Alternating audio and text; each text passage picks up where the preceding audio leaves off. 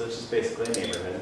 All those trips get converted into one number that gets loaded onto the network, and that's how vehicle trips access the network. So we aren't modeling every individual driveway, every little house. It's you can think of it, we're modeling it neighborhood by neighborhood and how it loads onto the network. So that's the heart. That's the main two inputs of the network, and we just do this for the whole city. So on the demand side of the model, we have the typical units, or we have households, we have employment, and this is just generic for travel demand models throughout the region. We usually tailor these things depending on each community. So we have households, employments, and students are the typical demand units. For this particular model, it's only households and employment. We don't have the students built in. And then the other demand parameters up there are shown are trip generation rates, trip types, and external trips. And we'll talk a little bit about those here in a second. So here's an example for trip generation. So on the left here is kind of an infographic talking about, we have all sorts of different households within the community. And in this day and age, you have teleworkers, you have flex commuters, you have these giant families that have soccer moms and soccer players. That's the family I'm dealing with right now. We have young families. You have homes that are vacant. So you have all these different types of homes, and we have to aggregate that and say, okay, as a whole neighborhood, going back to this earlier, that when you have that kind of a TAZ, that kind of area, what's the average trip that happens during key and peak hour, for example? And from an industry standpoint, there's been hundreds of studies done, and they all land around the 1.0 vehicle trip per 60 minutes in a key and peak hour. So that's where we land on. That's how we get some of the trip generation for instance, for a single family home. Now for apartments, it's different, and then when you get to employees, it has different trip generation rates, but it's all aggregated because the travel demand model is looking at a citywide numbers. We're not looking driveway by driveway. So we have to deal with some of these kind of average kind of statistics. So are you saying there's one vehicle trip per 60 minutes in Per TAZ? per household. Per home, Per house. an average rate. So for instance, going back to this TAZ, there's I think 30 or 40 homes in there, so we're saying that's 30 or 40 trips coming out of there in the PM peak 60-minute period. Okay, so that's what it's trying to get at. So we have that, and then it gets matched with other trips, like at the grocery store or at the latte shop. You have two sides of those trips. A question that gets asked is, well, how about the external trips? So external trips are basically where the model ends. There's these external roads and they have to come in. Well, there's no TAZ land use on the ends, so we have to deal with them in a slightly different way. And the way we just deal with them is we have to forecast what the vehicle trips are on those. So obviously in existing conditions we can just look at counts, but in the future we have to come up with what the growth rate is on those externals. We also have to figure out the patterns of what are through trips and what goes into the city or what just passes through the city. So in the Duval model, there's two things. We had to figure out how much it's growing and then and then what's the distribution of trips. So when it comes to how it's growing, we first looked at the PSRC model, so the larger regional model. Unfortunately, the PSRC model is not that awesome in this part of the area, and it actually had the growth rate less than 0.5%. And looking at some places, it might have been even small, like it was very close to zero. We didn't feel like that was realistic. So we actually went back historical counts, about 20 years of historical counts, and if we did a straight line, it was a 1.8 average rate. Then we also looked at what the city was giving us for the population growth for the city, and that was also 1.8%. And I don't think they were related to each other to begin with, but since they landed about the same place, we said, let's just use that for the external. So for on SR 203, we assumed a growth rate from existing counts of 1.8%. until the forecast horizon year. So that's how we deal with the externals from a growth perspective. As far as what's the pass-through, you see that 14% is just going through. We did in 2008, so it's getting pretty dated now, but in 2008, we actually did a license plate origin destination study. So we basically had people videotaping, or actually just watching and recording video license plates at each of those kind of external spots. And then we had to match them and find out who's going through, and then basically if we couldn't match them, we knew that they were going internal. And so that was how we came up with that. So we did these origin destination study to really get the through trip. So at that time, at least in the southbound direction, only 14% were through trips. And we have these in different directions. And this is for the peak hour again. Like this Yes, is PM peak hour. The model itself is just forecasting trips for that 60-minute PM peak hour. So the next slide is talking about the supply side. So I was just talking about the demand for the last several slides. So on the supply side of the model is the network, and what are the typical inputs? So well, first of all, obviously you need the geometry of the roads, where the intersections are, and all that. But we also have the road speeds, so that's essentially your speed limit, posted speed limit speeds. The intersections have their own capacities, so the turns at those intersections have a certain amount of capacity. So that's how, in the model, if we say, hey, let's put a signal in, that will actually change some of the trip patterns. It's because of those turn capacities. And then you have these things called volume delay functions. And that basically just says, as traffic goes up, there's more delay. And there's a function that controls that. And so that's the sensitivity to the traffic congestion. So that's where like you get where as congestion it starts to increase on a roadway, traffic will search for the shortest path basically, and that's where you'll start to see things happen as delay increases, like on an arterial. That's where parallel corridors start to become available to them. And we'll talk a little more about how that works in a model bit. That's basically how it works. So the Trelleman model is a tool designed to forecast usually 20 years in the future. So there's a fair amount of modelers that want to make the existing conditions perfect and match it perfectly, but really you have to be able to predict those variables into the future. And so that's one of the things to always keep in mind is whatever we do in existing conditions, we have to forecast. So if we have land use in existing and it's a key input, then we have to forecast how many homes are going to happen in the future. Because ultimately the tool is trying to get at that 2035 year, and we're less worried about the existing year. The only reason we're worried about the existing year is to make sure a model is calibrated to existing counts. So we get a bunch of counts in the city, and we want to make sure that in the existing conditions, when we put all the pieces together, when we put that model together, it's matching those traffic counts pretty closely, or statistically it's within a certain percent.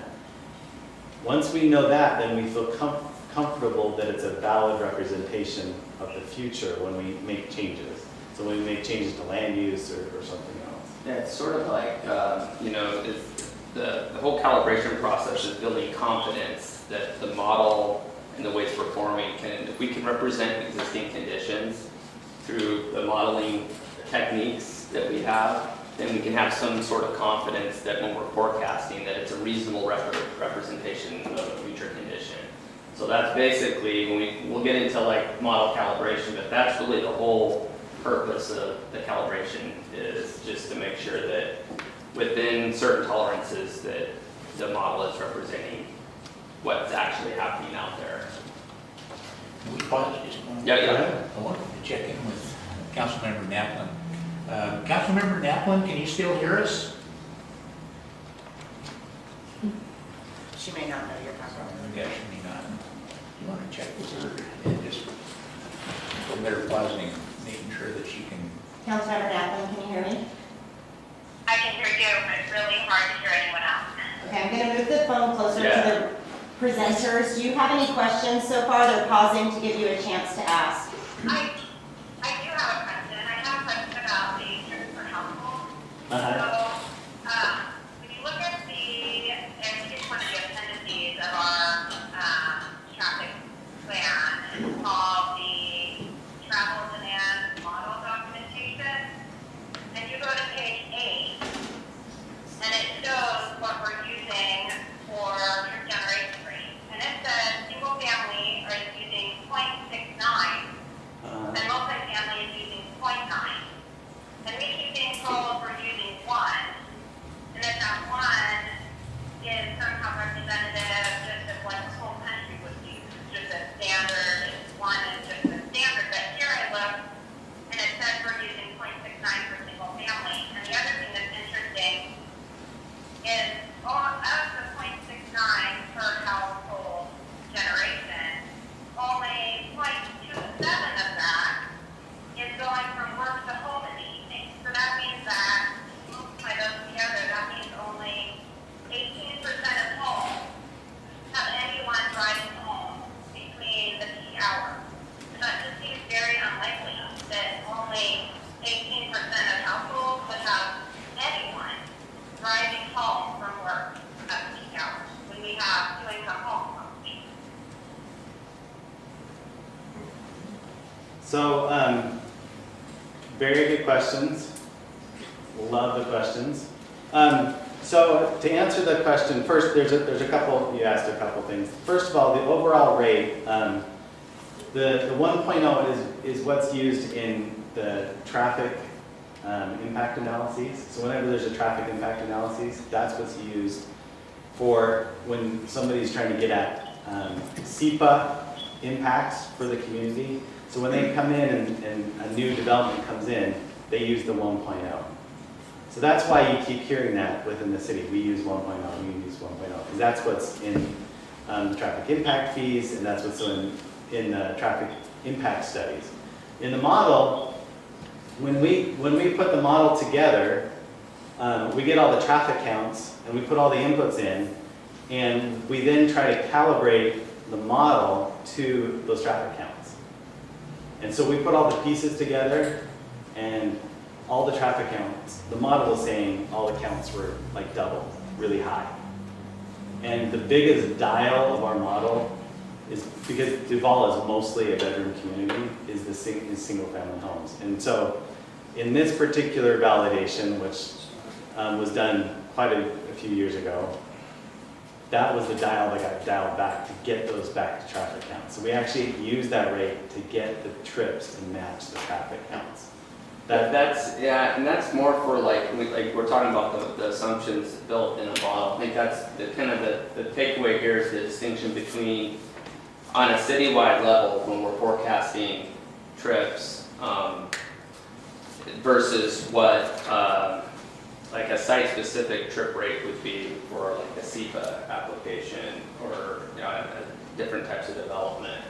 So the models tend to overrepresent traffic in some ways, and so and that's why like the trip rates that are in the Duval model are very specific to the counts that we collect here, and so we're equating the land use to the counts and figuring out, using trip rates and there's other knobs too that we use, but how do we get the model to replicate these counts? And so the trip rate is one of those knobs. So it is different, but that's when we keep talking about the 1.0 trip rate. I mean, that's basically what we're using when like we're assessing, Impact fees or anything that would be like kind of project or site specific. So that gets at the first part of your question. The second part of your question is,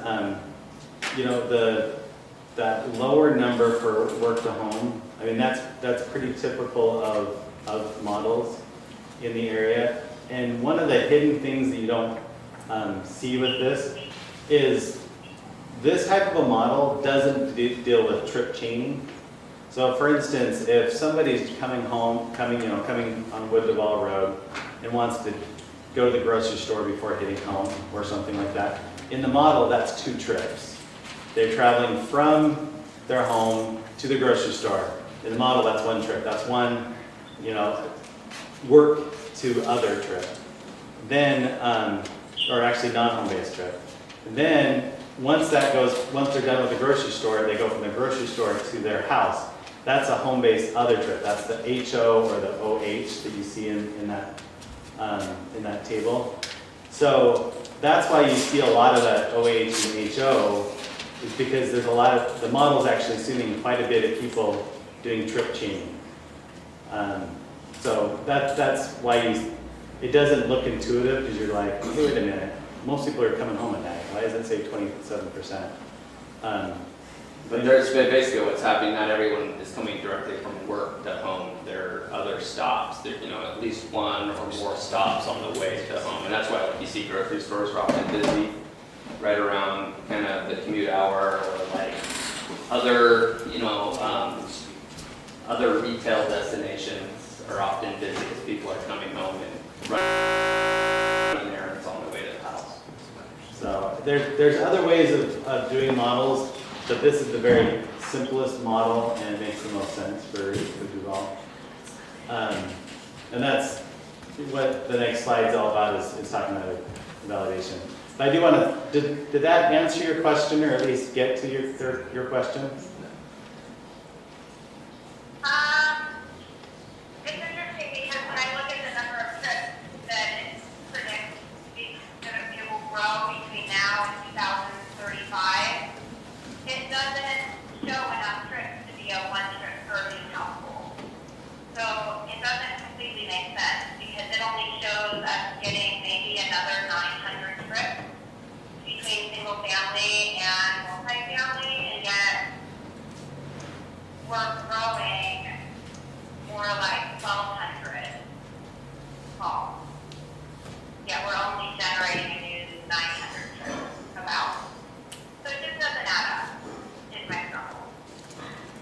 Understood. The model itself is using, like you pointed out in that model documentation, that lower 0.69. So if you're referencing trips that are dealing with the travel demand model itself, it will be lower than that 1.0. So that means that when new growth comes, our model is only accounting 0.69 single family trips for any new homes that come in. On a citywide level. Yeah, so like as we're assessing development, when development comes in, we're using the 1.0, so it's more of a conservative estimation, But when we're setting our traffic impact fees, we're using our model that is our 2017 traffic plan, which uses 0.69 for the new household.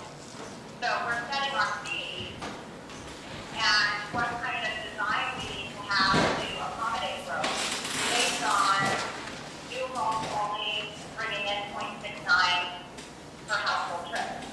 So I don't understand how we can be saying and telling people that we're using 1 trip per household when we're really using 0.69, and that's what we're using to base our impact. Well, what's really difficult when it comes to modeling is each trip actually has 2 trip ends. And that's what makes things a little bit hard, because we have a home generating a trip and we also have a grocery store generating a trip. But in the model, it's just 1 trip. So I think that's where we kind of get bent around the barrel a little bit of trying to equate. But that trip to the grocery store, even if I'm coming home from work and stopping at the grocery store, I'm generating significant traffic impact by turning into the grocery store and then turning back out of the grocery store. I'm creating turning movement, I'm stopping, I might have to use a left turn signal. I don't think you can discount that trip. And I'm not saying that it's discounted. It's just it's a math problem. Why don't I continue on the presentation, and we'll double back. Yeah, and this Councilmember Naplin, this could be like something too that we can maybe dive into this more with you afterwards too. It sounds like you have some pretty specific questions that. Well, the activity to stay code, we're using 1 trip per household, and even that seems a little low, considering the new homes are very large, two-income homes. And now we're finding out that really we're only using 0.69 as a model. Yeah, but I guess, again, So it's a little, I understand the concern. I guess the one thing I would just say though is like the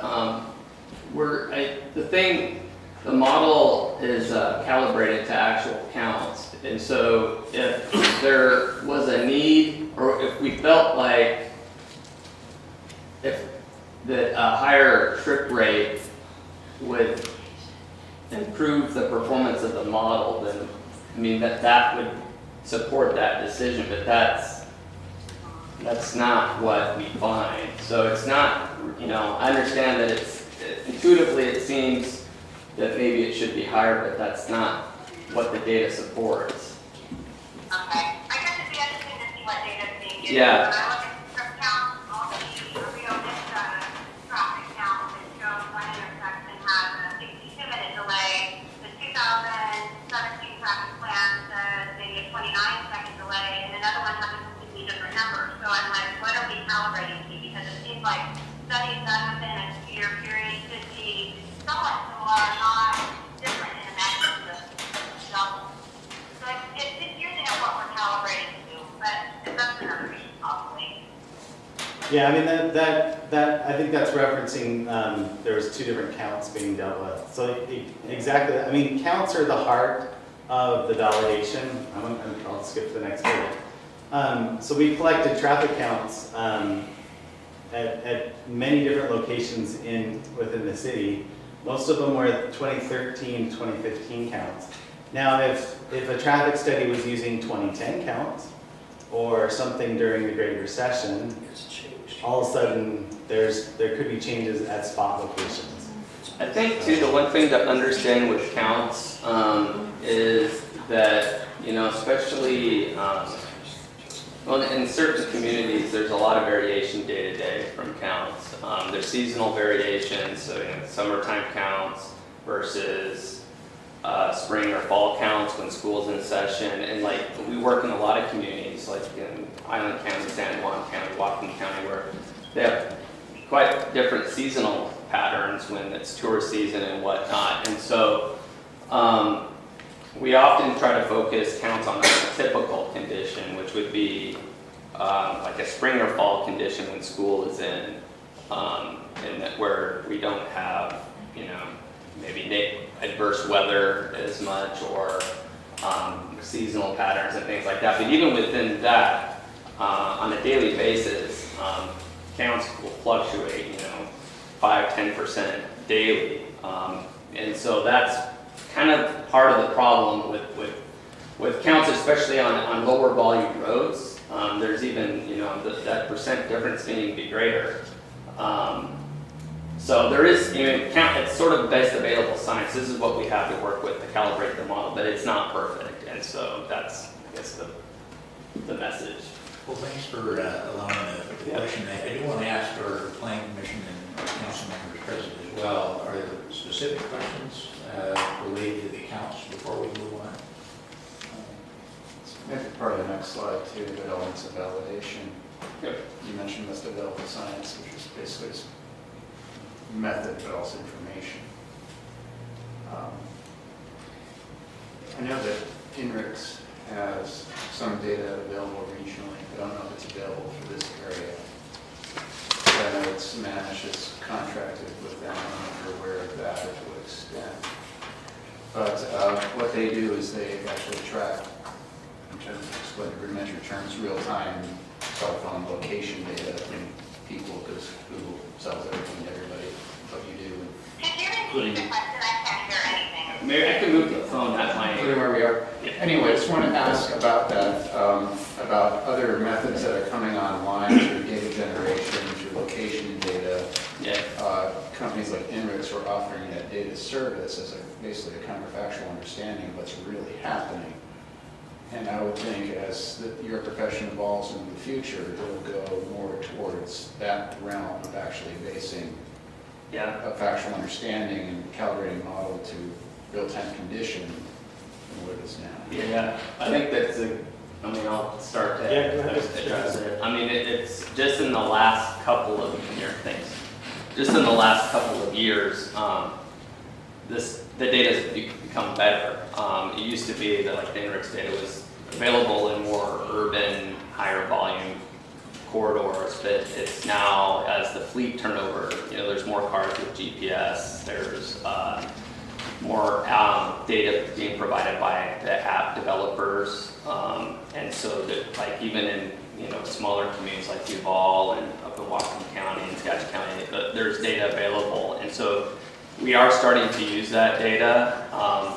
We don't get actual traffic counts from that data, so the actual count of vehicles. What it does provide is, they call it probe data. So it provides a sample of travel speeds along the corridor. So that's why, like, you look at on King 5 News or the Washtop website, they'll have Google Maps. Google Maps has the black, yellow, red colors on that indicate travel condition, and what they're measuring are travel times through a corridor, or the travel speeds. How long is it taking? What the average travel speeds are. So, for instance, how that might be useful. It is useful for models, not so much for travel models. There's a different thing, but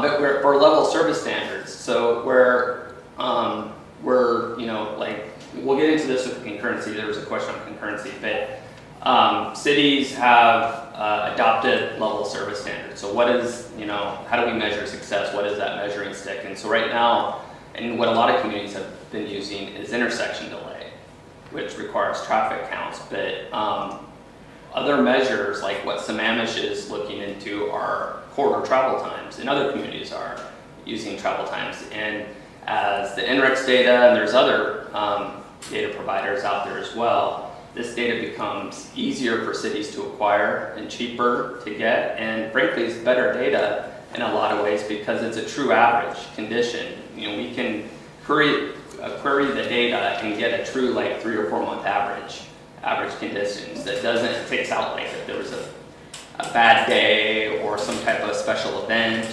or weather event, whatever it might be, that would skew a specific traffic count. This data, that all kind of washes out, and there's like a real average condition that can be measured. And so that is, for Duval moving forward, that might be, as we kind of on future plan updates, it might be something to explore, like how do we, is there, maybe would we change our standard to something that is more in line with what we're trying to assess, which is kind of, corridor progression or travel time, rather than just the performance at, intersection by intersection. So what I wanted to add to that is, so this probe data is what it's really helpful with these travel demand models is actually origin destination patterns. So like for instance, I spoke about a license plate survey in the past in 2008. That's old school at this point. We can use this probe data to try to understand, are there more trips coming from Snohomish County down 203? And we can actually look at that, and we can look at it on a month-to-month basis or on certain patterns, instead of just looking at the one day that we did the license plate survey. So that would answer a very specific question, because I have heard that there is maybe more complaints about more through traffic changing, and we don't have the data to support yay or nay. Well, and then to Councilmember Naplin's, she had a question, and there was kind of 2 analyses that had a different result. And one thing I should point is, like, the count there, these aren't, when we collect these counts, they're not all taken on the same day. Sometimes they're not even taken in the same year. So there's that, we're having to kind of put together a quilt of different data taken at different times of the year, and sometimes, and so we do the best we can with it, but there is limitations. But you're right, moving forward, like, we're gonna have a more comprehensive and reliable data set. Eventually these, like the INRIX, and there's a company out there called Streetlight that leverages INRIX and adds other stuff, other data to it. They're going to be able to develop counts at some point. They're not there yet, but the data's gonna be better and better, so, and we'll have better information to calibrate models with. One thing to add to that, from what I understand, and then my last question. What I understand is that the data versus actual modeling and sampling, putting a consultant in a location and having them sit and watch or conduct Yeah. work is quite expensive. Modeling It is. expensive. My understanding is that Sammamish contracted for a fairly long period, the entire city for data. I think it was somewhere under $10,000 for all that data. Right. Of course, all that data needs to be patched through by experts like you. I Right. think cost comparison versus, this new information available versus the older method. Yeah. It seems, from what I'm aware of, I work for a transportation engineering company, I don't do that, but that's part of what they do. It seems like that's evolving where it's also less costly. Of course, there's a lot more information you can sift through, which Yeah, takes time. and then interpret the data. Interpret it, thank you. I'll leave it at that. And then my last question would be, could that appropriate also inform us for our policy what our actual peak period is versus using a standard boilerplate application formula? And Yeah. could we actually determine what our peak times are? Sure, I mean, that's, and if you want to get really cheap, there's already tube counts where, you drive over tubes and it collects counts on 203.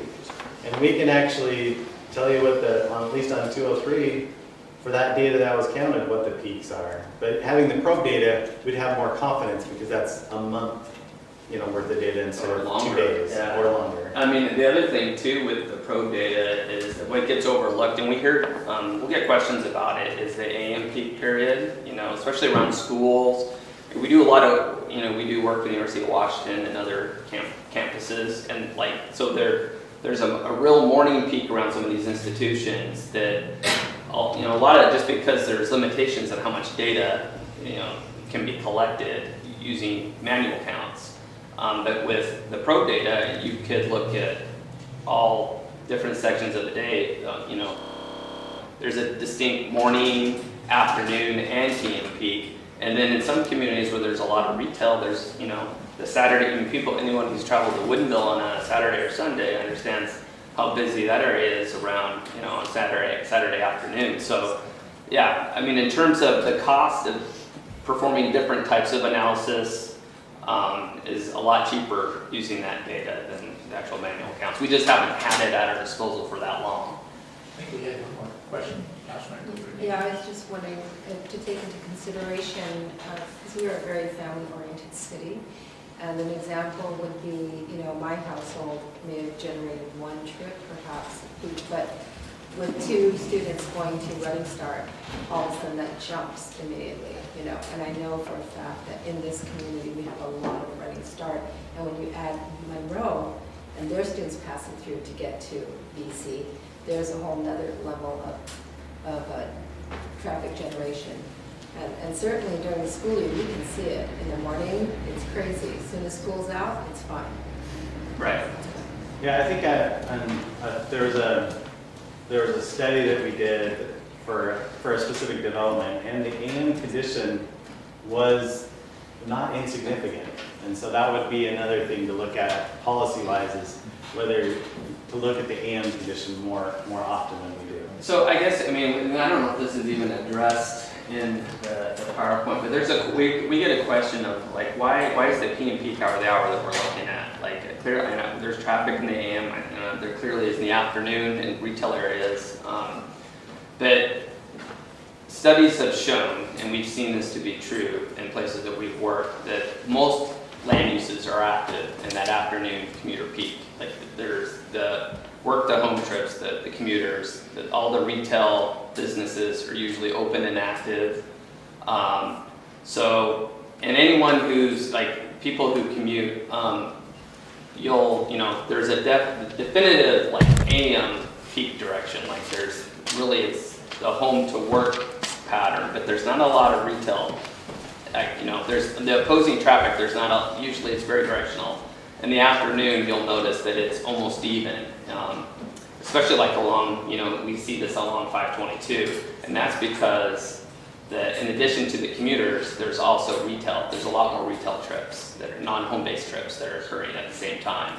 So that is sort of the period of greatest constraint, is that afternoon peak period. And so as we're planning, if we're planning for that kind of highest period, then we are hopeful that it's also covering the off-peak periods. And so, I mean, that's why most communities define the afternoon PM peak as their level service standard and what they plan around. Well, I appreciate the Yeah. feedback. You can see from the questions that having confidence in the modeling is huge for us. And that's because our citizens have reflected pretty clearly that one of their biggest concerns has been traffic as it relates to our growth. So I know we can't answer all those questions tonight. We have about 50 minutes left for your presentation. I want Well, we'll to get get through. through. Okay. But certainly you can see the questions, and if you can provide more information that we can receive just about modeling and how it works there. I'm sure you have a little bit more as well. Yeah. We do. Yeah. Okay, good. And so we'll kind of power through this a little bit. So validation of a model. So there's different words that we talk about with modeling. The term validation basically just says, do we feel like this is a valid representation of the community? So we want to we document we get trip counts and trip patterns. We get data, and we say, is the model a valid representation of that data, that real world data? So that's kind of when you talk about validation. Calibration is more talking about, as you're twisting those knobs of the model, is it getting closer to the expected outputs? And then reasonableness is really getting, is it passing the sniff test? Is it real? Especially when it goes to the future. You take this road out, and the trips go do a different way. Do you believe it? Do you believe the model doing that? Or if you plop down this giant new development and the trips do this wacky thing, do you believe it? And that's what the reasonableness is really getting at. And I guess what I would, say, especially when it comes to reasonableness, is that as kind of professionals, we have to interpret the results that the model, we just don't take them and kind of, put them down in stone. That sometimes there's some interpretation of the data where maybe the model is not behaving in a way that would be reasonable, and we would have to make some adjustments in the model to make sure that there's something that's not right. We can understand why it's doing it. It didn't do that in existing, but because there wasn't the stress on it because of growth, that it was behaving in a certain way. And so these are tools, but they're not necessarily, there's limitations to what models can do. And so we have to, as we're developing the long-range project list, that's some of the work that we're doing, is kind of interpreting the results and making sure that these are indeed reasonable given what we know how traffic behaves. So the stuff on the right are different checks of validation, and that is documented in this model documentation that we talked about earlier. And so you actually can go in there and say, oh, what's happening with the streamlines? Well, it's documented, and that's why we feel like it's a valid model. And, well, what about these road volume statistics or distribution? So we actually have the documentation if you have questions about very detailed things of the model. But once you go through all that, and these are based off of national standards, then we basically say the model, we feel like it's valid, the statistics are there. So then we say, once we kind of have that stamp of approval, then we start using it for analysis. So some people have asked, well, why not, the PSRC model's already been built, why don't we just use that? Well, I already told you earlier that it's not very good in this part of the county. Also, the PSRC model its mission is a much bigger model. If you want to do some analysis in the model, it takes like 36 hours to run the model. It's ridiculously complex, whereas this model is like a 5-minute run. So it's just a very different complexity and different needs going on. Yeah, the PSRC model is really focused on, even in the network, they don't include any of the local network or granularity within smaller communities, and especially in this part of the county, because this is kind of the edge of the model. So this is a good picture of, you can kind of see how big the TAZs are. So these are these big, land use zones basically. I mean, the whole city fits in one zone. So there's like 1 or 2 places where the city loads onto the PSRC network, where that wouldn't be adequate for planning for Duval. And so you can see how many zones that, that are in the Duval model. So it's basically, you think about it, PSRC's model, like the center of the universe is basically like the Seattle metro area, whereas the city of the universe, or the center of the universe for Duval model is Duval itself. And so that's where the model is focused on that specific area. So we'll just kind of go through. So the city's model can address unique patterns in the area. I think that's pretty established. We use the model to develop the city's transportation plan, which then leads to the 6-year TIPS, which leads to individual projects. Again, with those individual projects, more detail gets put into those. So the model isn't the only tool that goes into them, but it does lead to that, those projects. It also helps understand where traffic levels are changing. So this is just an example of showing the PM peak hour evaluations from the model. These are the post-process model volumes, meaning we made adjustments if the model was doing something unreasonable in specific areas. So that's the future, existing and future volumes. And then we put that into operations analysis. And that's, you hear about level of service. And that's, when the city has a certain standard of level of service, and if we forecast it to not meet that level of service, then we say, well, there needs to be a project there in the next 20 years. This level of service is showing the future level of service with projects. So I always like to point that out, because with Duval shows CF, I don't like to show CF. It needs a project. So these are with the projects. So then you can use the model for corridor plans and mitigation, but then once you're starting to get smaller, you start using other tools. So once you get into the nitty gritty, the travel med model isn't what you need. You need different kind of tools. When it comes to development review, so when a TIA comes in, a traffic impact analysis, it's really focused on a specific development in a specific part of the city. It might be a specific latte stand, right? And it has a certain trip generation. And it has driveways in 2 different locations. And whereas the model looks at the whole city and is trying to address the whole city impacts and those things. So when there's a specific development is coming in, that's where you have a specific development review. The model can help with certain parts of that, patterns, but really that traffic impact study or traffic impact analysis is answering the specific questions. You can even ask them to do the AM analysis and the Saturday analysis. Just because the model is a PM doesn't mean you can't ask them to do that. Well, and the model is really just developing forecast volumes. That's all it does. It doesn't assess safety or driveway access, site distance, any of the other things that these traffic studies report on and what the city reviews. And so in addition to the traffic that's being generated, it's also looking at all these things, and not just, it's outside of a lot, it could be an AM peak that's, evaluated as part of it. There's, even PED, PED safety, things of that nature can be included in the SEPA analysis.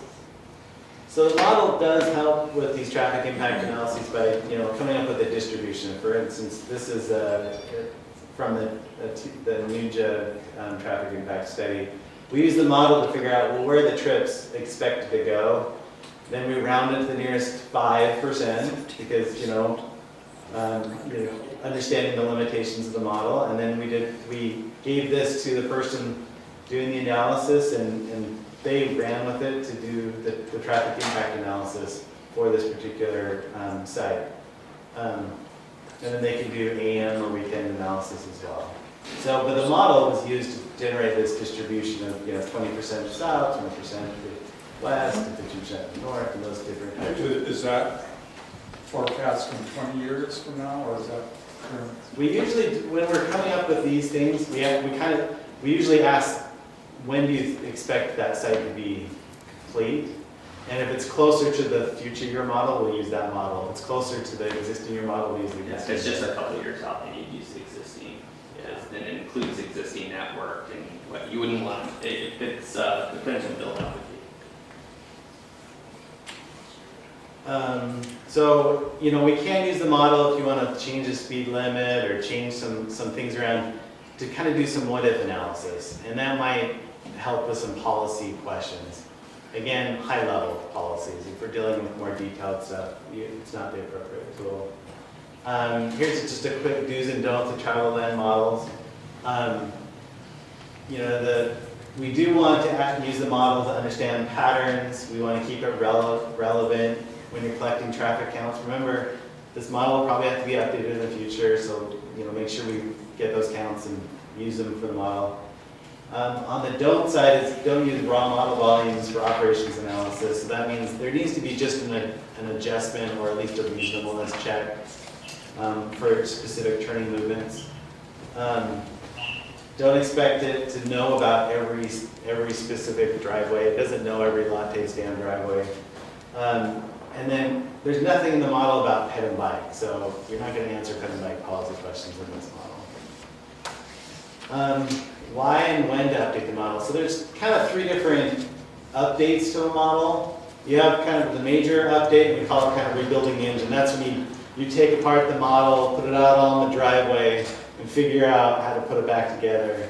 That's the rebuild the engine type of update. That usually happens with like when a comprehensive plan or a major thing, because you want that to coincide with a major planning application.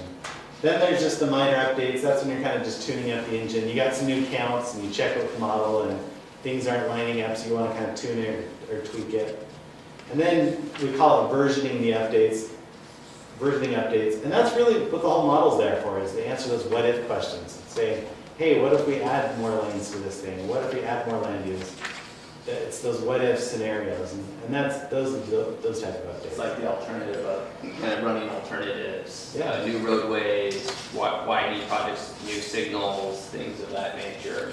I would say, like, you know, with the major updates, one of the questions that, you know, you'll ask, you know, before moving forward with a major update is, are we asking different questions of the model where we might need more complexity in the model than what we have currently?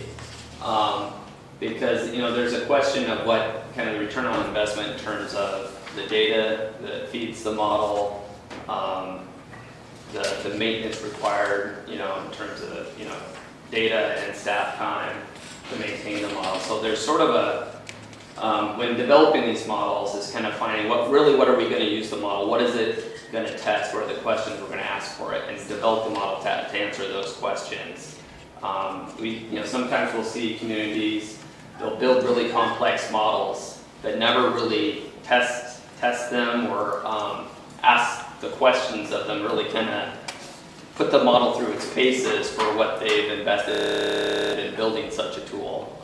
So it's right sizing, I guess, is the right way to put it. So it's kind of like that. Those are the questions when you're looking at kind of doing this engine rebuild, is making sure that you're right sizing your model for the types of applications you're going to put it through. Because it's an investment that the city is making, and it is something that you'll have to maintain moving forward. So you want to make sure that you know, you have the right tool. So the next slide is future updates with the Duval model. So the formal model that we have currently was created in 2009. So previous to that, I think it was just a spreadsheet model. So we were dealing with trips on a spreadsheet level. We had at that time, we did the origin destination license plate to get some good data. We also had traffic counts. Then in 2015, 2016, we did, I'm calling it a minor update because we didn't change a whole lot of the you know, like the trip generation rates and some of these other things. But we did make major changes to land uses. We did get more traffic counts, and we did look at the validation and everything to make sure that it made sense, and we tweaked some knobs in it. And we did that minor update in 2015 and 16. I have a question related to that, if you have time. Yeah, go ahead, why don't you? Okay, so we created the model in 2009. And then one thing I remember when there was a presentation last year was that the model that was created in 2009, when you came and you did 2015 counts, it was remarkably accurate. So you just are continuing to use that model, you tweaked it a little bit to make it match. But one thing, when I was looking at the counts from 2009 to 2015, I noticed a huge swing in areas like certain intersections grew by, you know, here, let me give you an example. So just look at here. Pruitt Road is 276. In 2009, it was 125 was the count, and in 2015, you're already up to 185. Now, your 2009 plan showed that it predicted it would hit 180 in 2022, and that was with a huge amount of housing growth, assuming huge amounts of housing growth. So here from 2009 to 2015, with very little housing growth, you know, maybe we grew a couple hundred homes, we're already at 185. So we're already exceeding the counts that they thought we would have with the explosive growth of the entire 2009 home year. So I'm trying to understand, making a model fit one data, one date point is pretty easy. You tweak assumptions until it fits.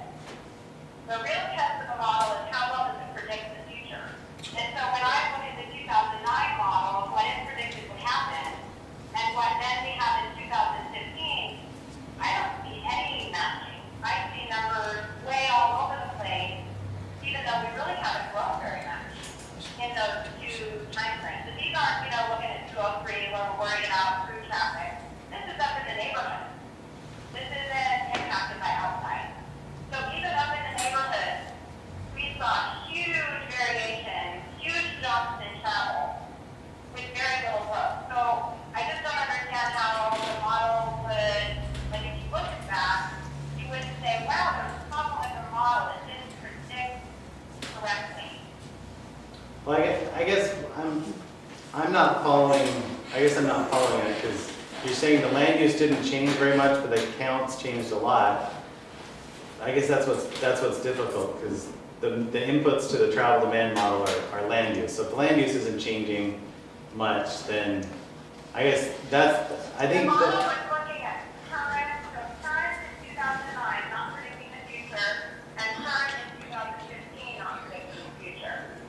So my point is we saw huge changes in traffic counts between 2009 and 2015. Changes that were even greater than what was predicted as if we would have built out the entire 2009 plan, which was huge areas of land that we didn't end up building out. So, because I think We the, already exceeded the count that we would have expected with explosive growth. We only added an extra 200 some homes in that, what, 6, 7 years. I think what she's saying is that the 2022, I think there's, Councilmember Naplan, you're saying that the 2022 forecasts that were developed in 2009 were less than the 2015 existing counts? Yeah, and we didn't even build out all of them. Not even close. Not even close. We even, I mean. Is it this, We yeah. hardly built anything. So I don't understand how we can say that the model was super accurate when we've seen huge growth in count. And we really actually, we built some homes, but not as many as we expect. So Yeah. how is the model accurate if we can't even win? Does that make sense? it makes sense with what you're talking about, and I just want, I would want to look at those data points and noodle over that myself, because I don't like it when my model's not saying good Well, stuff. yeah, so- I just want to. I would want to confirm the counts that you're, you know, what's the background on those counts? What's the land use that we're talking about? Because usually there's a story there. We looked at the existing conditions in 2009 and 2015. One was from the 2009 traffic plan, one was from the 2017 traffic plan. Right. And so, So the problem is there's no way accurately make a judgment call on that right now, or evaluate that. So I would love to look at that and figure what the problem is. Yeah, and this is something too, I guess maybe just for context, is that, I don't know if it's on the next slide, but the models, and if we're going into concurrency, these models are not crystal balls. And so what it does is, it basically, what they're used for is, the assumptions as we know them today, if we project them into the future, these are reasonable forecasts to use for planning purposes. But what we don't know is, that growth, sometimes the growth that we forecast, and I'm not saying this is the case, what happened here, but these are 20-year forecasts. Sometimes the forecasts happen in 20 years, sometimes the growth happens in 10 years, sometimes that happens even sooner than that. You get really rapid growth, and sometimes in some communities it takes 50 years to realize those 20-year forecasts. So this, when we forecast out 20 years, we're not saying that this is the conditions. It's growth, if it's happening as it has happened, these are reasonable forecasts to happen. But growth sometimes happens quicker, and that's why in the slide where we talked about the model updates, one of the reasons that you would update the model sooner is if you are going through periods of rapid growth, because there's assumptions are changing. You could be getting different land use than what we had assumed these 5 years earlier. So there's a need to reforecast more often when you're experiencing growth like that. You can't just rely on a forecast and say, well, that's, So I'm not saying that, and Councilmember Napa, I'm not saying that's what happened in this case. We'd have to dig into that a little bit, but that's one way to think about these models. They're not crystal balls. It's more of a planning tool based on a set of assumptions. And so I guess what I'm saying is, are you validating, the purpose of the model is really for forecasting, for looking forward and planning what improvements you need to do. So the validation, are we just validating that we force the data that fit the model, or are we validating that the model has been accurate in forecasting? Well, There's a big difference between the two. yeah, there is. But kind of like what we explained at the beginning is, the whole calibration and validation process with the existing data set is to get comfortable with the assumptions in the model and how it's developing traffic and assigning it to the network. And if we can replicate the existing conditions, that's what gives us confidence that the traffic that it's forecasting is reasonable. But as part of the validation process, we also look at the forecasts and we make sure that the model is behaving in a way that would be reasonable, even under a future condition, so that when it's under greater stress due to growth, the roadways has more traffic, is experiencing more delay. Is it, springing traffic to another corridor, doing things that would be unreasonable?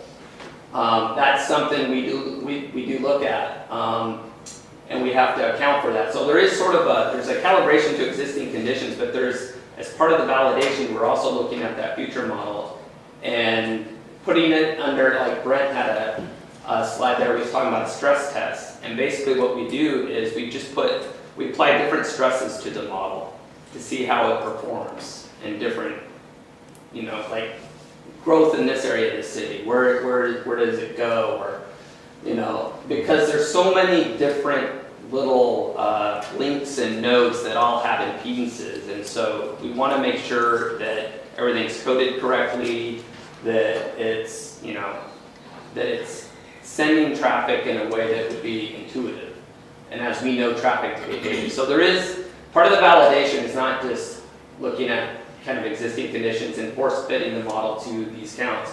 We look to the future to make sure that under future stresses, that the model's behaving in a way that would make sense.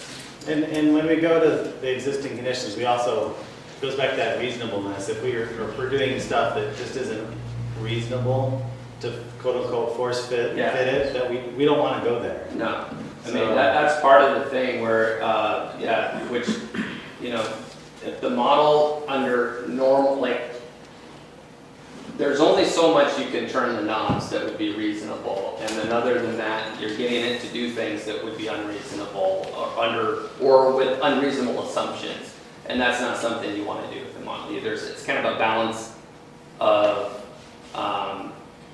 inputs and variables that you need to that there's a range of reasonableness for each of those adjustments. Yep. So, for future updates of the model, you know, on here, on the bullet points on the right, you know, as we move forward, you know, there's going to be changes with parameters due to the transportation technology or changing behavior. I mean, the iPhone's only been, you know, the smartphone's only been around 10 years. So there's changing patterns with that, you know. Are more people just going to have their kids take Uber to school? I mean, you know, those type of things will start have to be baking into these models at some point. We don't know when or where or those type of things. Another thing is if the city's going to be annexing or changing its geographic scope, then we would want to make those changes. We could make the TAZs even smaller in the city. It used to be like the TAZs, because of computing power, there was a limitation in how many TAZs, but now that, you know, computing powers increased, you know, exponentially, the number of TAZs is really limitless at this point. We can create models as complex. We don't want to go down to each parcel, Yeah. but, you know, small neighborhood groupings. You can make them smaller, You yeah. could make it smaller. Like we were talking about earlier, we could do some more OD studies using the probe data and figure out, are there travel patterns changing with who's coming from Wood to Wall, who's coming from the south and the north. So we can look at that. We could also build in some peak considerations. So there's things that we'll have to update with the model. In addition to, you know, you guys are poking your fingers in the model, and that's great. That's called stress testing, right? So there might be something we can change with the model, and that's another potential update. Just one thing too, and I don't want to be cognizant of time, but one of the things to think about as policymakers is, you know, this is a 20-year forecast, and we keep talking about how we're kind of replicating existing conditions and projecting growth under kind of the assumptions of how people travel today. But we know that's going to change. I mean, the technology is changing with autonomous vehicles. The way people work is changing. Like, there's less of a need to travel to physical work spaces. The ability to telework is increasing. The technology for that is increasing.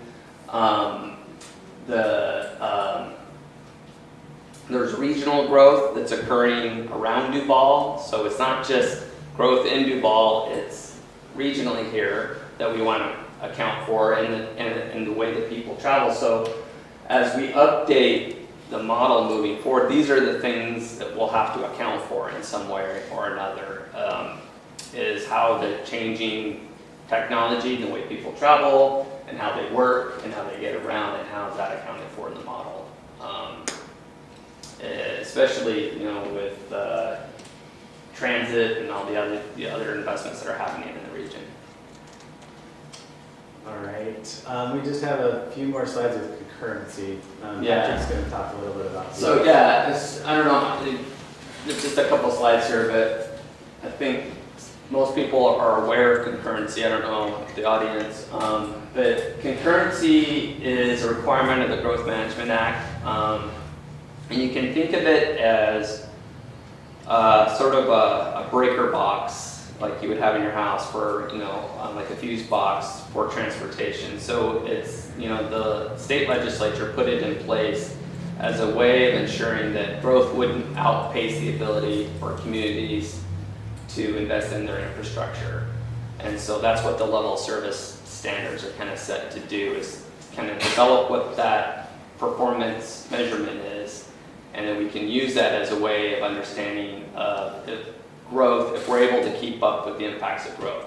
And where we're not concurrent, then the law requires us to deny development, basically. So basically that's the breaker box, the fuse pops, and a moratorium basically is required until the level service standard can be met. And so, but with tools in place, like traffic impact fees, grant funding, things of that nature that help communities make those investments. And if we're kind of doing a good job of tracking where the growth is going and making investments in those places, then we should never be out of concurrence. So that's kind of the way that, in general, that's how concurrency works. One of the things that's unique about concurrency is that the legislature didn't prescribe a way of assessing level of service or measuring level of service. They provided great flexibility, and they did that because they wanted to allow communities to define success for themselves. And so there's a lot of cities that have defaulted just to intersection level service. I don't know what the percent would be in the Puget Sound area, but the vast majority of them It's easy. is, it's the data requirements are easy. It's a traffic count. There's a, industry accepted methodology for calculating levels of service at an intersection level. But we see communities starting to transition now as these new data sources are available, the kind of the NREX data and these other data providers, that there's other measures that are available, such as corridor travel time, and then communities are adding other modes to their level of service standards, so that instead of just looking at the auto mode, they're also including ped and bike modes and transit as part of their level of service standards. So it's more about how do we move people and less about just focused on the automobile. I have a quick question Yeah. on concurrency, and we discussed this in some of our transportation workshops. What is the scope of concurrency? I think one of the concerns, a lot of people at DeVol have is not around our internal arterials, which actually operate relatively efficient. We've got a good quality of roads within, and even on 203, there's peak hour traffic, and then sort of mitigates. Where we hit bottlenecks is when you get into regional corridors, Yeah. whether it's the Novelty Hill Road or Union Hill Road, where you're dropping, you're aggregating, and then we're really impacted by the traffic outside the area. Is concurrency relatively narrow scope? I mean, it's within the confines of the fine. What Duval has control over is limited to the city-owned facility, so does not include State Route 203, which is exempt from concurrency. So that's a good question, though. One of the reasons that the state legislature made an exemption for what they call highways of statewide significance. So these are it's almost all state highways. So there's few state highways that don't have this designation, but they basically, because these are regional facilities that carry longer distance traffic, that they didn't want to restrict growth at a local level based on this regional traffic on a state highway that goes through your community. So the state acknowledges that there's traffic and there could be congestion, but they just don't want to divide development at the local level based on congestion on a state route, which makes sense. As far as the question about kind of the scope of concurrency outside of Duval, the county has concurrency. They have an obligation and a requirement to adopt a concurrency level service standard. All your adjacent communities are also under that same requirement. So they don't all measure the level of service the same way, but there is some measure that that they've adopted and that they're implementing. So it's basically whoever permits land use is typically who is also. So it's all the only thing. So transit agencies aren't required, but they don't implement concurrency. But any county or local city implements concurrency throughout the state. Because you have to be able to control the land use to stop it. Yeah, it's a land use tool. It's not really a traffic tool because there's concurrency. We think of concurrency as transportation concurrency. That's what it's talked about most, but it's concurrency also is related to other essential facilities. So sewer, water, other things. Yeah, and I guess actually just one quick follow-up point on that one. I think where I was really coming from, as you said, and I'm going to use the Novelty Hill example again, because I think it's the most pertinent one. We're seeing Redmond Ridge still expanding. So they still have areas of growth where they're infilling, they're building additional townhomes, which feed into Novelty Hill. Yep. And that's in an area that they sort of control, City of Redmond or the UPD period. We're dependent on those roads, but we're not actually within that jurisdiction. Yes. So they're not constraining their growth based on the needs of Duval. I guess that's where, and so there's not necessarily a mechanism, a feedback loop in terms of looking at the. Only through SEPA review, it's not a concurrency kind of pushback, but it's through the SEPA you can comment. And that was my Or question. the city can comment too, as an individual, or the city can also comment through that. The only thing that you'll see sometimes, and it's more for impact fees, less for concurrency, that there'll be interlocals agreements between different agencies to collect impact fees on growth that they feel is impacted. But the kind of the tug and pull of that is you're also sending impact fee dollars across. You know, it's coming into you from another jurisdiction, but you're also sending it out too. So, but it is a way to sort of offset some of that mitigation impact that's occurring in areas just outside your city. You'll see, like, up in Whatcom County, like there's agencies that have interlocals with Whatcom County for impact fees. Thanks. Yep. So appreciate spending some time on this, because this is something that many people, especially people I talk to, don't understand. That without those interlocal agreements, they're usually seen with budding cities or other shared resource cities, where we're an island. But typically there basically is no concurrency between jurisdictions. Right. There's no mandate. There's no mandate. Any concurrency between jurisdictions. Yeah. Concurrency really is, as you stated, it's focused on the individual jurisdiction with quite a bit of latitude in how those level of service conditions are set, really. Yes, both in how they're measured and how they're set, both, yeah. Everything. Yeah. So, I mean, if we wanted, we could say, everything could be F, or we could say something else, but. Yeah, you have to have some bottom, but yeah. Some bottom, but there's no real mandate to do much with it. It is, like you say, it's a growth tool, and it's helpful for SEPA in setting impact fee considerations or what expectations of communities are for those traffic flows and standards that they want to set and maintain a certain quality of the community. I think, like, yeah. But just to clarify, yeah, it's definitely not to do, thank you for that example, it's not anything we can do or use to moderate traffic on Novelty Hill, which is brought up to me quite frequently. Not through concurrency. Not through concurrency, and there's really no way we can really do much with 203 and all of the cars coming from Snohomish. Not through concurrency. Not through concurrency, or even through our own SEPA. Well, SEPA is the best tool for that. At least that has the most flexibility to mitigate, even on the state highway, or out, like I'm thinking like outside of the city, like especially where growth is being permitted and is impacting the city. Because that's really what we're talking about, is growth that's occurring outside the city, but those trips are coming through the city in some way or impacting, or even like in that case, I think you were describing is like the commute patterns for folks who live in Duval and are traveling areas outside. SEPA has the most latitude in terms of reach and scope, because you can comment on a host of various things, not just level of service standards, but safety and ped and bike issues, and it's just the scope of it is just much broader than what concurrency is very narrow. If it's tied back to policy. Yeah. Yeah. I just want to, what are we doing on our slides? 'Cause I think we're just about at the end. Yeah.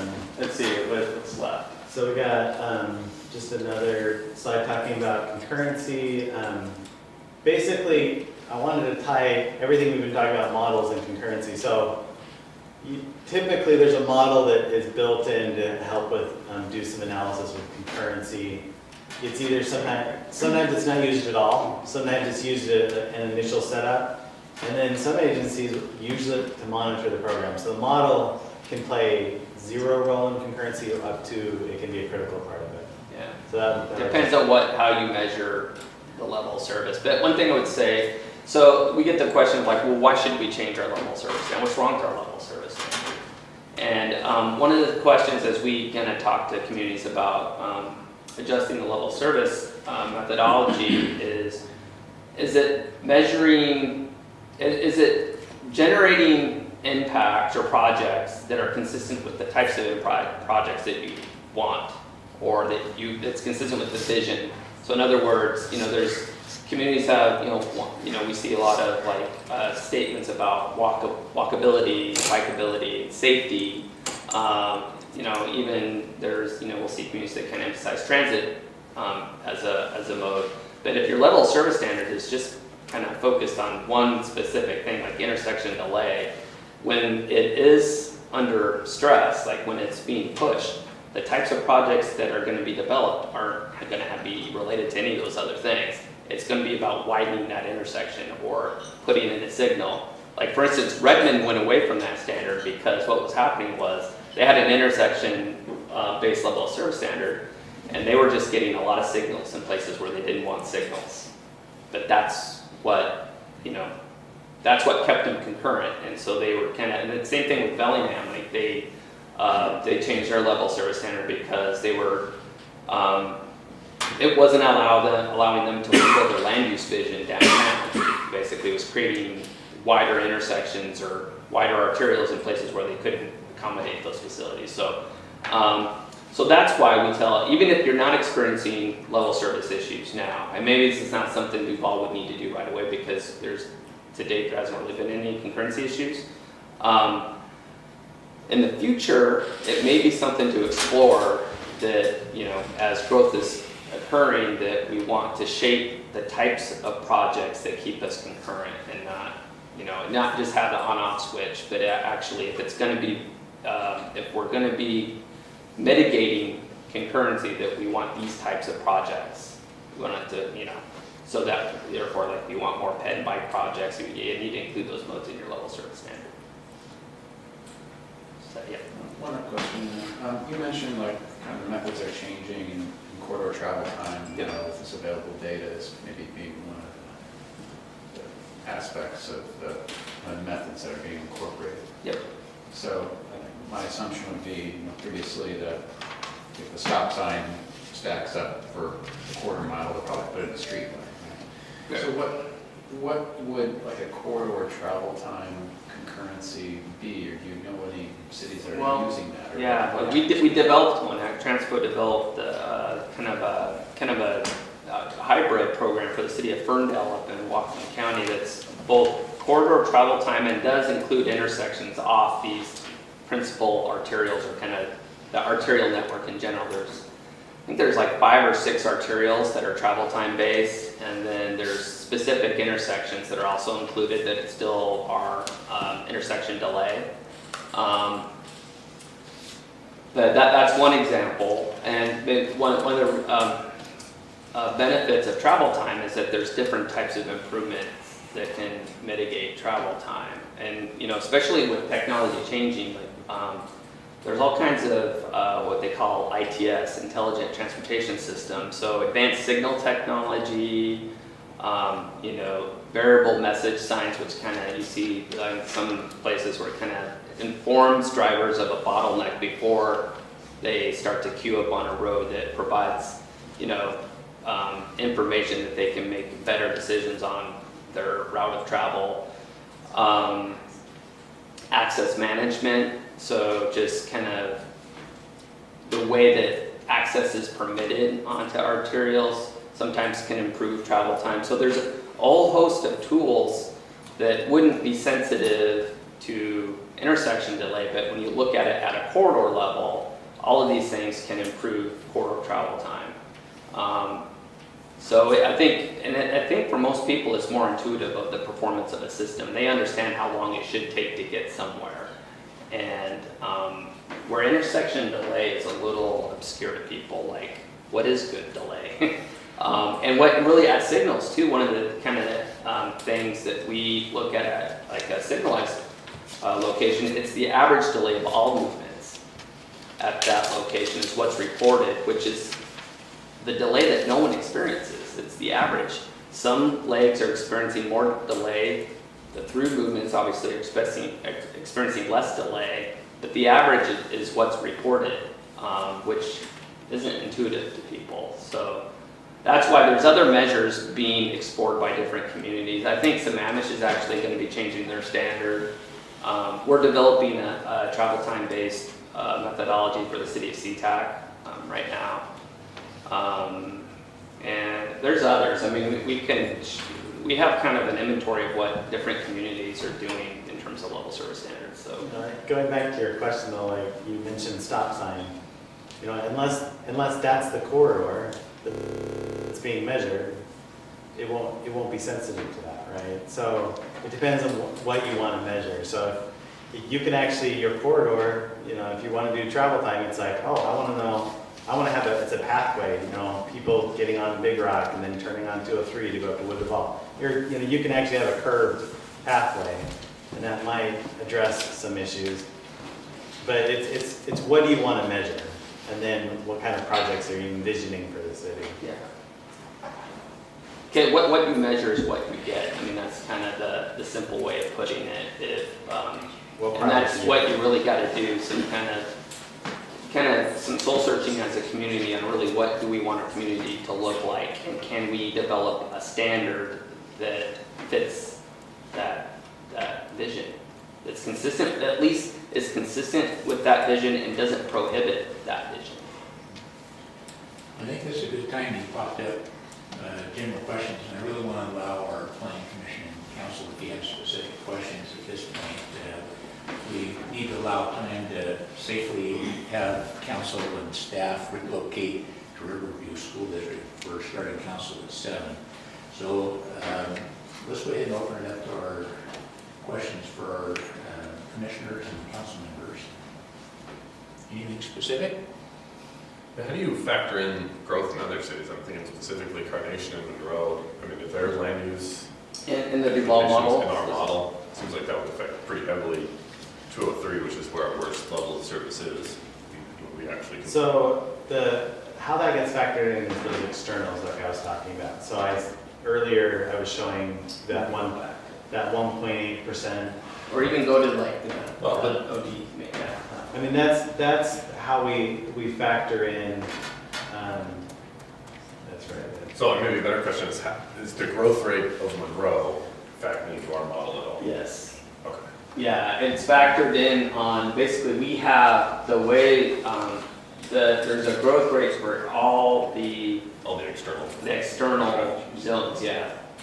Right. Yeah, and so there's basically, Ideally, the PSRC model would be telling us what that is. Because they factor in all the growth rates of all the different cities. And their model would say, there's this much growth. And that's what we looked at first, and then we didn't believe it. And then we used the 1.8%. Okay, so you applied that That's what was, to the neighboring cities? Yes. And that's an annual rate. And that's consistent with how the corridor has been growing. Yeah. Question. Other questions? I have another one. Go ahead. I was curious about, talking about the AM versus PM peak hour and what other communities have switched to AM, because what I hear from a lot of people here is their curiosity on why PM is used. It seems to be probably more variety in the times people come home, and also potential retail holds that we have here. So when people stop for errands, and it's not necessarily in Duval, so they get home in Duval later, and that could affect traffic count. So I was just curious at what point, you really look at that and if other communities have switched. Well, we do, when we define what the peak hour is, we do these tube counts. They're 24-hour tube counts, so the rubber tubes, and they're measuring traffic, so we can see the profile on all the different roadways, and then we're looking for the highest 1 hour within the day, really, and it's often, almost always, in the afternoon commuter peak it's basically what we call 1 hour between 4 and 6. So sometimes it's 4:15 to 5:15. Sometimes it's later in some communities. It'll, can be like, 4:30 to 5:30 or, 5 to 6, wherever it might be. So But as far as the AM model, there are some communities that have, and I'll let Brent explain more of this, but they have a daily model, basically. So it's a model that is calculating trips on a daily level, and we can narrow in, we can use it both to forecast PM and AM. Yeah, I mean, so it's, at the end of the day, it's just, they basically have one model, but there's two outputs, there's an AM and there's a PM. And you have to calibrate both, so all those Yeah. validation stuff, you have to do it for the AMs. It's not quite twice the level of effort and cost, but it is still, I mean, there's a whole nother set of data and work that needs to be done. But yeah, it is. But yeah, it's a good question. And now there are communities that do it. We have a model that we developed for the city of Longview down in the southwest part of the state that is a daily model. Yeah, it's getting to that point where they want to, because they have a lot of school zones that that change their speeds to 15 miles, you know, really short. So they have these arterials, and they wanted to understand those impacts. We haven't gotten to that point yet, but they're switching their models so they can evaluate that. So you can do it on the model level basis. On the TIAs, you can do that right now and say, hey, everyone needs to do AM analysis as well as PM when it comes to the TIAs. And that can happen day one right now. So, yeah. Councilman Walker, you have a question? I want to ask, we can take one or two questions just for time. How are you doing? I have one question. Do you? Okay. When you, it's a demographic question, you don't have to when you talk about change in how people work, to what degree do you take into consideration the changes in affordability in the county, the fact that we have a lot more extended families living in communities? Those would be very dramatic changes since, 2008, 2009. I mean, and it would impact everything from, numbers of drivers and trips, but it would also impact, as you say, license plate, origin, kind of data. So are there demographic shifts that are going on over the last 10 years? Would they have been in consideration in 2015? So the scale of demographic changes are accounted for, but like those nuances that you're talking about, like the household size of household or those kind of nuances aren't like factored in, meaning they aren't changing. When once we set the existing conditions, That's what I meant. those things are set. This model is simple enough that it just, what's in existing is the same assumed to be in the future. So It's not dynamic to that. So just so I'm understanding, so when you set that model back in, 2008, 2009, there was sort of a profile, if you will, of sort of what households were. Right. And since that was not part of the adjustment in 2015, 2016, it seems like you had some very specific instructions about that. Then those kinds of things, at that time anyway, wouldn't have been looked at. Right. And you just told us some more ways it would be looked at as we move into the future. Yeah, in the future, we could look back. We could actually change the model so it actually has different trip rates for different household sizes. Right. The census data actually does provide different household sizes, Right. and you can do different trip rates for different households. It also has- There's models too that are what they call a cross classification. This is a more sophisticated modeling, but like I think the PSRC model, but they have like, Even simpler model, Yeah. it doesn't have to be the PSRC Yeah, level yeah, to get this. yeah, but that's where, but basically they have different trip rates for different income, Right. household income. Right. So, which is getting to your question. Yeah. So this model is a simpler model, Right. but there are models, and it's something that's an improvement that can be made in this model to more refine that part of it, that component of it. Thank you. That's a good question. We have a couple minutes. Just briefly, for my understanding, maybe for someone else understands this better than I do. But Highway 203, highway, right, we're not required to maintain a concurrence level for the highway through the through-flow traffic. They're exempt from concurrency. Right. So when we have our intersections and we're designating concurrency on those intersections along the state highway, are we simply controlling our movements onto that highway? Or what Well, does those it look like? intersections along 203 are exempt for concurrency. So basically what that means, the city doesn't need to deny development based on those intersections not meeting level service. But you can, through SEPA, require mitigation. So, so you can require that, in part of the adverse impact could be congestion or delay level service. It could be safety. So yeah, so through SEPA you can require mitigation. It's just it's through concurrency, which would require denial of a permit. That's not the tool. I think one important point to talk about is level of service for concurrency and level of service for SEPA is usually the same thing, but it doesn't have to be. Yeah. And so, Yeah, confusing. and that's why it gets really confusing. So the state highways do have a level of service standard. You guys, or WashDOT actually set it at LOMD. And I think you also have a standard, and you can apply that for SEPA, which is different than concurrency. We're going to have to wrap it there so we can get everybody up. I would like to have Director Thomas, we have a couple of quick introductions. Can Yes. we do that? Some new employees? Yeah, thank you. So today we have Diana Hart with us in the audience. She's been with us since the beginning of June, and she's part of our administrative team.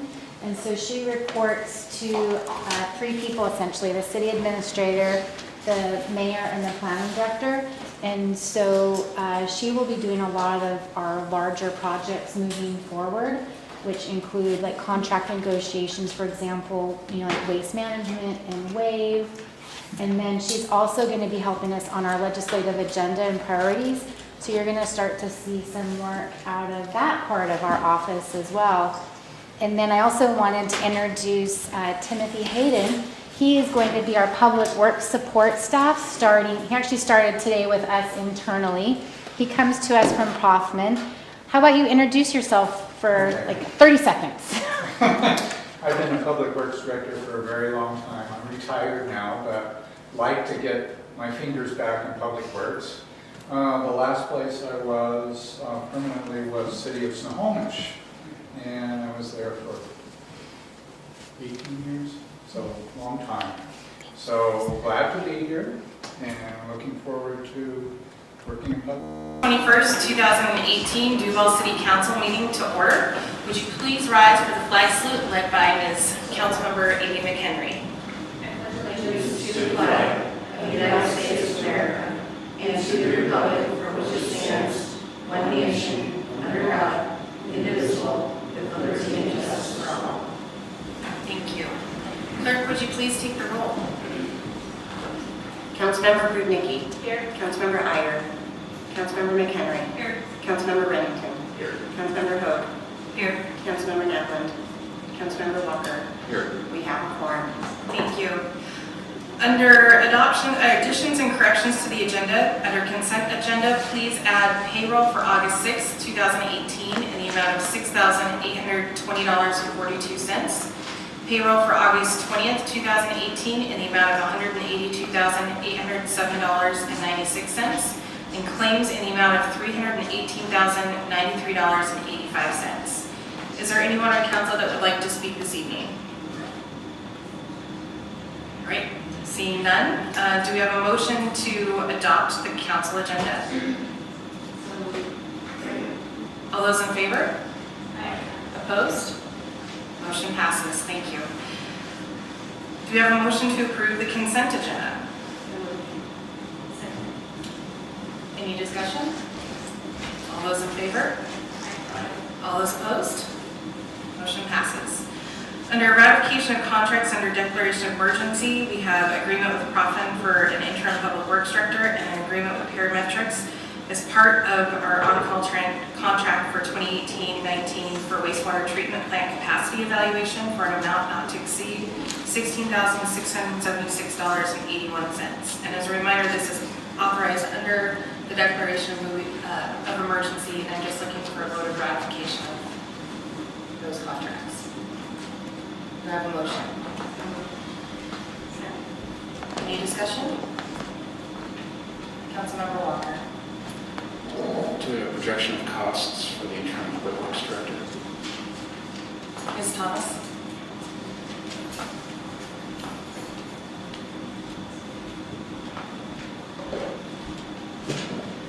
Good evening, Mayor and Council. Laura Thomas, for the record. So our plan right now is to have Tim Hayden in 3 days a week for a full 8 hours. So that's about 24 hours a week. We expect to utilize his services through the end of the year or until we find a Public Works Director. And the hourly rate is about $95 an hour.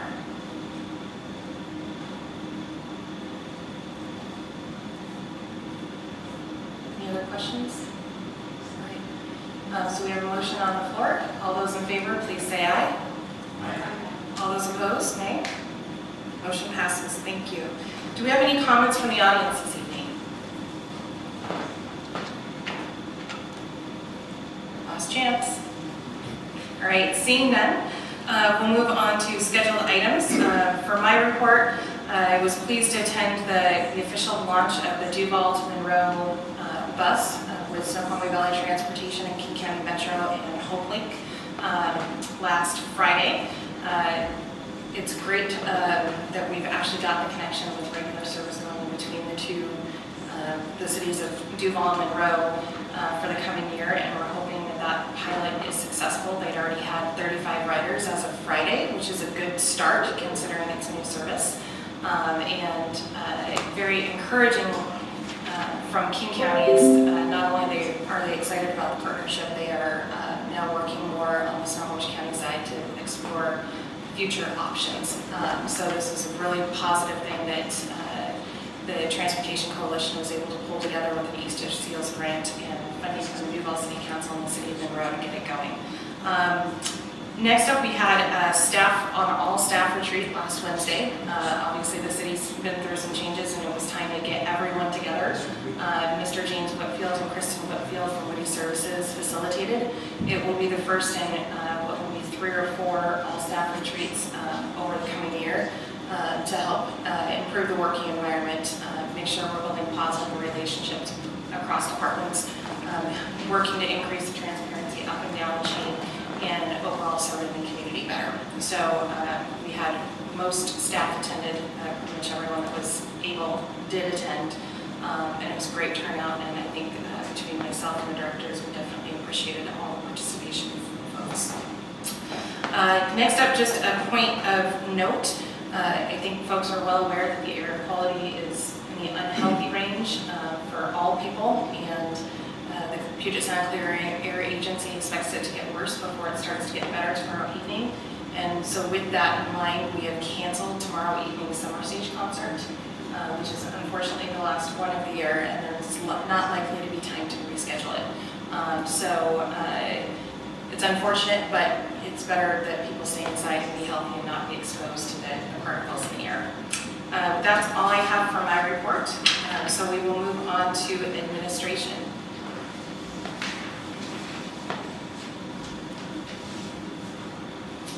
Good evening again, for the record, Laura Thomas.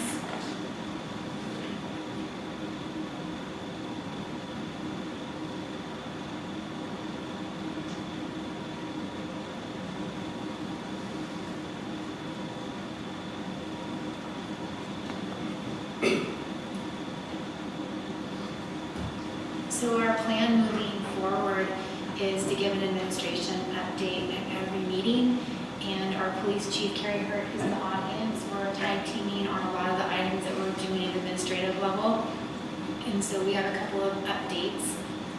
The first one, we've talked a little bit about this before, is the Public Works Director, and so administrative staff is in the process of updating the Public Works Director job description. It's fairly outdated, and it includes, for example, the building officials also is part of our Public Works Director job description. And so we're going to be looking at, moving that out because we have an internal employee that is working on his building official certification process, and we'll be completing that in about 2020. So we're going to start to try and right-size all of the job descriptions as we move forward over the next couple of years. And as we have key opportunities, and this is one of them, to update that job description, we'll start to do that. And Tim Hayden, our interim staff support for the Public Works Director, will be helping and facilitating that process. It'll be collaborative with the Public Works Department and staff, as well as administrative staff. And obviously, we'll be sharing that job description with council as well as we draft it. We did complete a salary evaluation as part of this process because we wanted to know, are we competitive in the existing marketplace with the cities that we're most competitive with. So we looked at cities pretty much within Snohomish and King County. And on the next slide, I will show you that. We are recommending that the salary be increased to market rate. And so the 9,800 would be the low end. We have essentially a 7-step process, and the high end would be 12,600. This is a pretty big jump in what we are currently scheduled for and what we've been paying our previous director. We're going to bring this request if council decides that they want us to move in that direction in ordinance at the next meeting, because until we decide what our wage rate is going to be, we can't move forward with starting the recruitment process. And we hope to be starting that in mid-September and hope to fill it by the end of the year. So what we do when we look at salary comparisons is we take kind of what we see as our competition around the area, and we take the highs and the lows, and we take the high out and the low out and come with an average. And so that's why you see that 98,875, which is what we showed on the previous slide, to that 1260, and that change is below. And so on the low end, we're about $1,000 a month out of market rate on the low end, and close to $2,000 a month out of market rate. Hopefully it doesn't surprise you too much. It didn't us. We knew that the majority of our directors were outside of the normal range of other communities. Do you have any questions on that? Yes. I just don't see it there. What is it currently? So when you look at the delta, it's 9875 minus the 1048. So that's how much we're under if we go towards that average. So our top range right now is about 125, and it would be closer to 150.